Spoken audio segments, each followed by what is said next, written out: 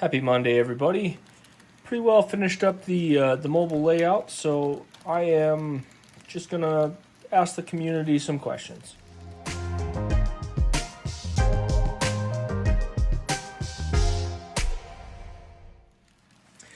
Well, it is a super cold week in Montana, so that means in the evening we're huddled up inside and running model trains, which isn't necessarily a bad thing, but got some questions for the community going forward. I don't know if I'm going to continue to do Monday videos or not, but maybe it's just something I'll do where I sit down and talk to the community about things I've been enjoying and what I've been running on my layout, and kind of just do channel updates from here on out. I would like to get into live streaming at some point, but unfortunately with my kid's just right about 1, so his sleep schedule's kind of all over the place, and finding time to live stream where he's not interrupting it can be difficult, but maybe that will be a thing in the future. But anyway, I had a lot of people reach out and try to help me with the layout issue that I was having, and I've done some pretty extensive testing at this point, and I think I finally maybe have come to a conclusion. I have yet to reproduce the issue, but I'm fairly confident that it is a setting in the ESU systems that is causing the issue. And I completely went through, double-checked all my wiring on my layout. I even ohm tested and looked for areas of high resistance, hoping that maybe I might find a broken wire or something to that nature. I did not. I have a pretty overbuilt layout when it comes to the amount of feeders I have on everything. And a lot of people ask, like for example, on my turnouts, every turnout I have has power here, here, and here. So completely overbuilt when it comes to that type of stuff. I went ahead and cleaned all of my rail just to make sure that wasn't the case. I have brought up in some previous videos that I don't know what it is about my location or my track or what. I've tried lots of things, but I do get a lot of the black buildup pretty quickly on my layout, and I run trains almost all the time, so maybe that's part of it. But I double-checked that wasn't my issue, and what I'm kind of finding is, and it's possibly somewhat my fault, the settings in the ESU I set to when you shut the machine off, when it comes back on, all of your settings are retained, your engines are running at the same speed. So if I was to shut this off right now, I could come back when I turn it on in the morning or what have you, all my engines go back to running. That more than likely is probably the culprit that I'm running into. I will probably go into an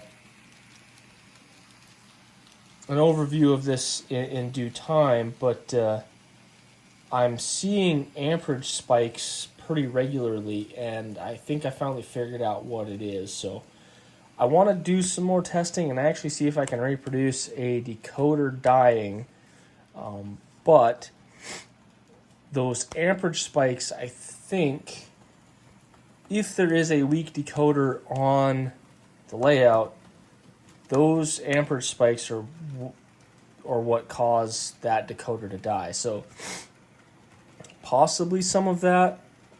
It might also be if I'm running fewer trains on the layout, those amperage spikes are more generalized to one specific engine, so they get more amperage at one period of time. But I've caught it on video a couple times doing it now, so I have a little bit of evidence. I think I might be knowing what's causing it, but I got some more testing to do.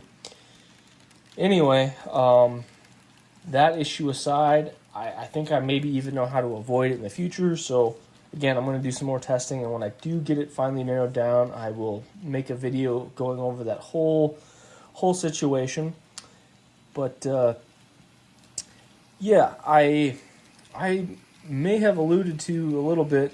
I'm doing the Atlas, or I just did the Atlas review. This one right here yesterday. Of course, I don't record these videos all at the same time, so some of my chronology might be off. But I already had a failure on my GP39-2. I got it back. They told me there was nothing wrong with it. Within 3 hours of use, it started to have the same problems that the Montana Rail Link had. If anybody goes back to the to my original video with those, the Montana Rail Link worked flawlessly for a period of time, slowly started to degrade to the point where it stopped working. I had changed decoders on it a couple times, and what it amounted to is eventually you had to kind of kickstart the motor by spinning it over with your finger. I had noticed the GP39 starting to do some of the things that it did, so I ended up sending them both back in for warranty repair.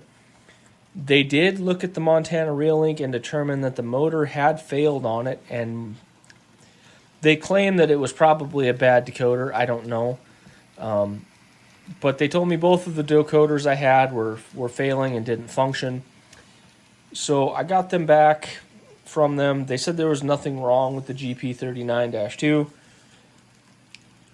Of course, when I'm in my review schedules, it takes some time to get money to buy decoders. I finally got some lock pilots that I could put in them. I had been running them for probably 4 or 5 hours straight, and I started to notice the GP39-2 having issues. If I let it cool down, it would go back to functioning for a little bit of time, and then it would stop running again.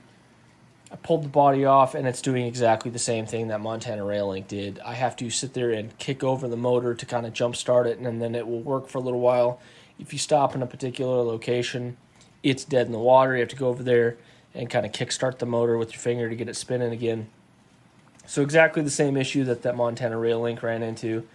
I reached back out to Atlas, and I have not gotten a response from them yet. So we will see where that goes. However, I have been running this Montana Rail Link nonstop for the last 2 weeks, 3 to 4 hours a day. So far, with the lock pilot installed, it has been flawless. So it's possible it was a bad batch of motors. And I got to tell you, that little CN GP40-2W, I picked that up from Lombard, got it about a week ago. And I still have a lot of stuff to mess with on it, but I've been running it constantly with that Montana Rail Link, and it has been just a joy to use. I've hooked it up with the lock programmer. I've changed a couple things on it. It has some quirks that I'm trying to work out. If anybody has any information on this, I would be interested to know. That's a new release, so it's a Locksound V5. I got some Locksound V4 from Yankee Dabbler on fire sale. They were relatively affordable shipped. They were about $30. And it seems to me that they have different throttle curves, or maybe a different way of handling throttle.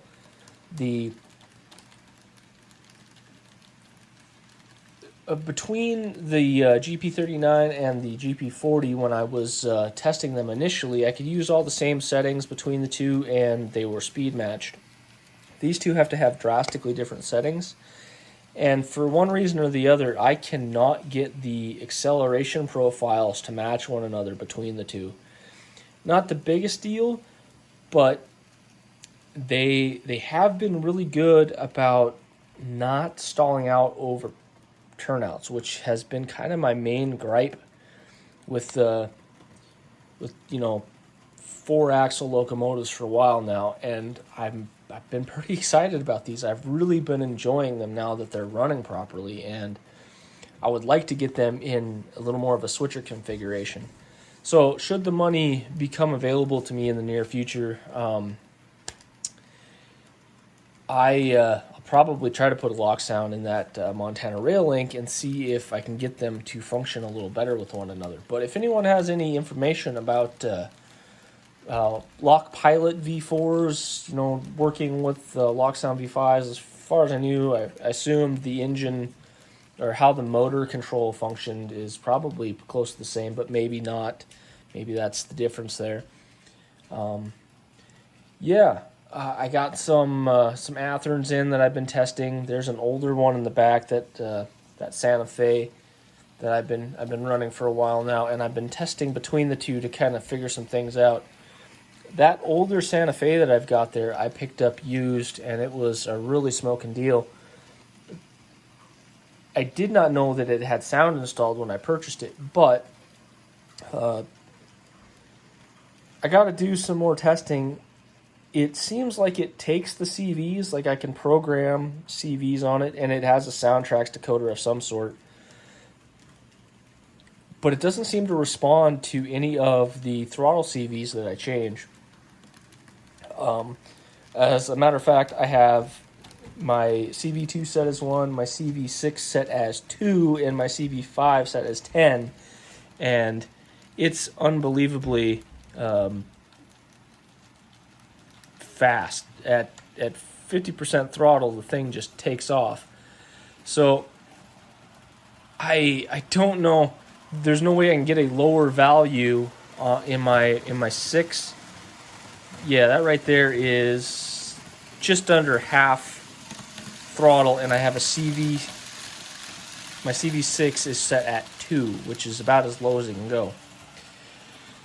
So I was curious if it wasn't actually taking any of the values, but I can read the values from the decoder, and they do come up on my DCC system. So I'm not totally sure what's going on there. I know some people require boosters to do that stuff. I would think programming on the main or on my programming track would be more than enough to get this thing to take any sort of programming. The new Athearn F45s that I got, they programmed on the main as well as on my programming track without any issues. Now, I have not tried to use my DCC++ with them yet. That might be something I can try when it comes time to review those. I can also hook up JMRI through my wireless on the CSU system and program that way. So I would assume there would be enough power. But if anybody's got any insight on that, I'd be interested to know as well. I finally brought back in a Broadway switcher. I was curious if that refurb one that I got maybe had some issues, so I ordered 2. I got one with silver trucks in Union Pacific, and then I got one with gray trucks that I haven't got yet. So I'm hoping to run them as a pair. I got an NW2 and an SW7, just so I've got both models, and we'll do a re-review of those when the time comes. So far, I've been running this one, and it's been really good. So I'm curious if that refurb model I got had pickup issues. So we'll cross that bridge when we get there. Another thing, I've only been going by intuition and what I've been doing on my layout for pulling power of engines in my review, and I would like to go back and standardize the way I do that. And the best way that I can figure out to do that is to have a set of unit cars that are relatively the same, that I can use to gauge pulling power. So I had an opportunity to get a bunch of Scale Trains hopper cars. You may have seen them in my running videos by now. I've been testing them pretty extensively. They are something to admire. They're gorgeous cars. They're a tad finicky. When it comes time to do the review, I've got a lot to say about these, but when it comes tough to pull, even with metal wheels, these things are very heavy and difficult to pull. So they make a good test platform. I don't think single engines are going to be able to pull very many of them. So I shouldn't have to have a super long test platform. I don't know if I want to do it on my main because I have so many variables. So I'm curious, or I guess I'm considering building an adjustable straight line incline that I can put engines on and test them, because this is, I guess, where I want to know from the community. I don't know what is kind of considered the standard amount of incline that most people would deal with, and what would be the best for everyone. I would love to have an adjustable incline where I could set it at a half, 1 degree, or 1%, 1.5, 2.5, whatever happened to be.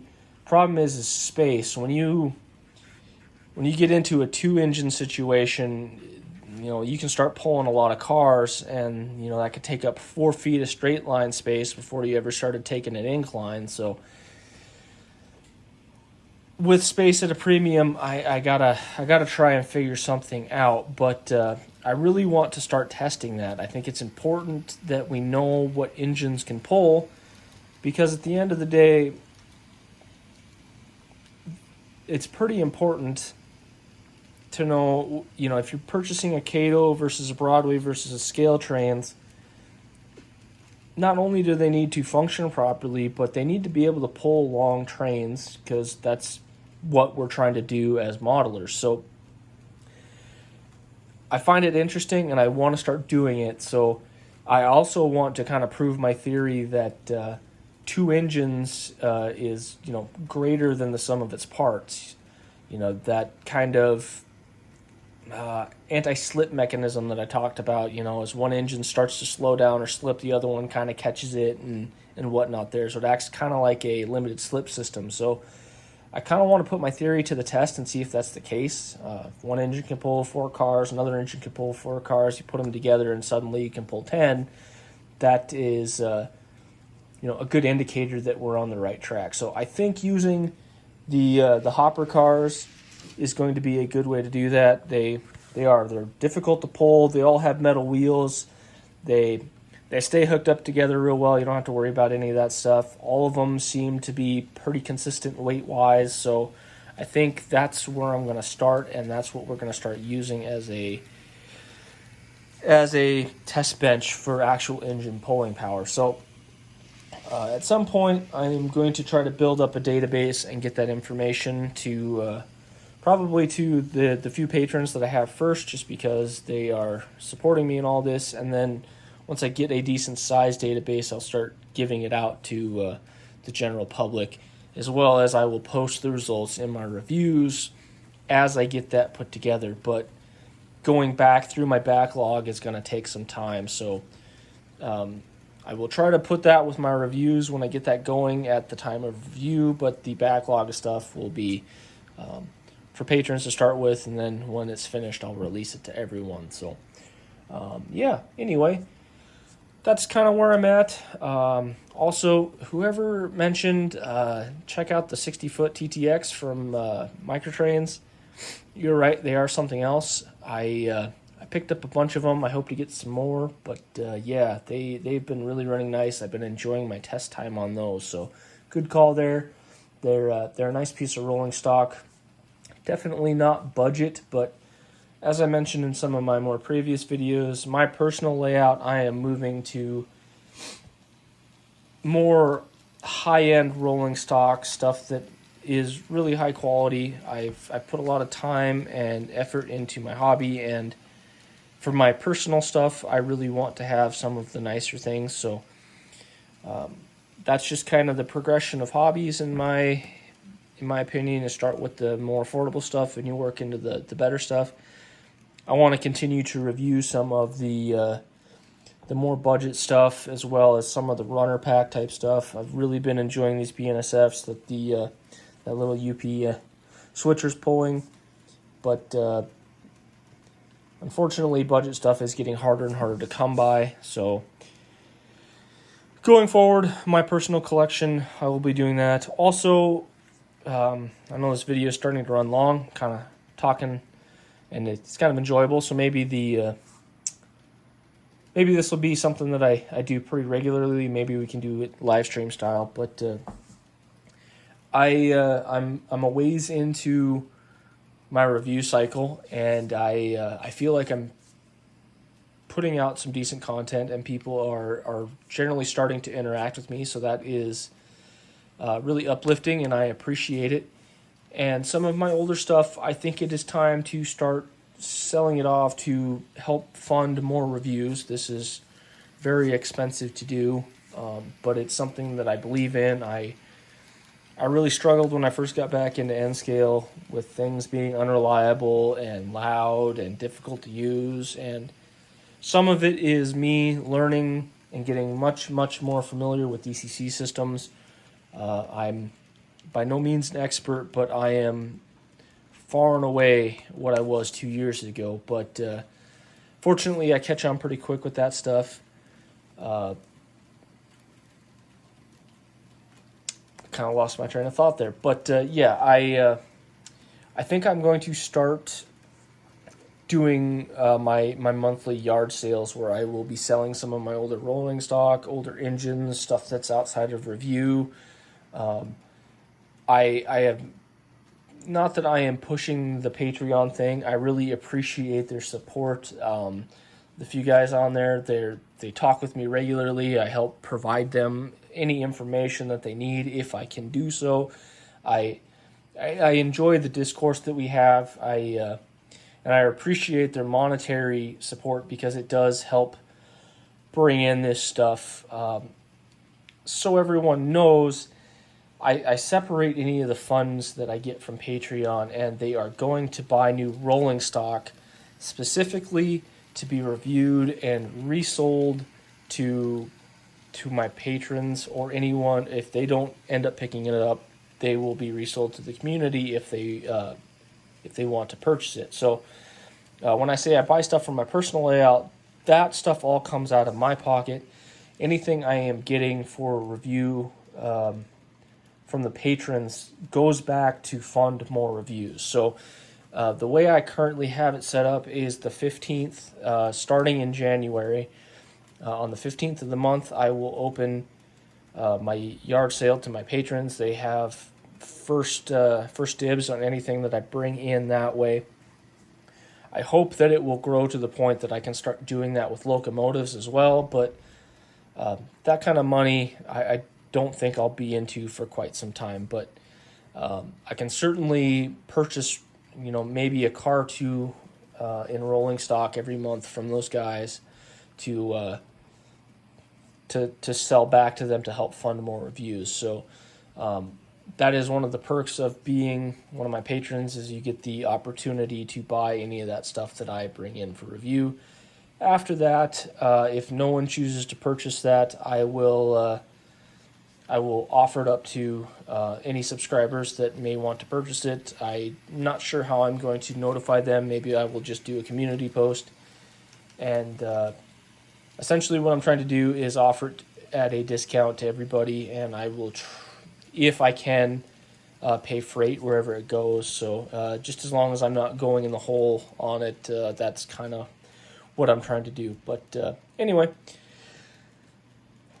just trying to explain what I'm doing, trying to be open, upfront, and honest. I'm not trying to do this to make a bunch of money. I'm just trying to get quality content to people, because I really feel like a lot of the reviewers out there, although they do an excellent job, I never see them really run trains. They this new engine, they like the way it looks, it runs kind of cool in both directions, and yeah, I got this, this because I have, people that I know at this hobby shop, and they let me do it, and blah, blah, blah. That's fine. I really appreciate that perspective, but there ain't a lot of people that, in my opinion, put in the amount of time to test the locomotives like I do. Like I said, that Montana Rail Link, since I've got it back from repair 3 or 4 hours a day for 2 weeks, just making sure it's running smooth, so that thing has just as much time on it. And honestly, in that period of time, you can suss out a lot of issues with an engine. So anyway, I hope that everybody appreciates what I do, and I really appreciate all of the support that I've been getting from people. I like the comments, I like the criticisms. Nobody's perfect, so anything I'm doing right or wrong, let me know. I really appreciate it. So thanks, everybody. Been kind of a long little talk here, so I'll let you get back to your day, but thanks for stopping by, and have a good week.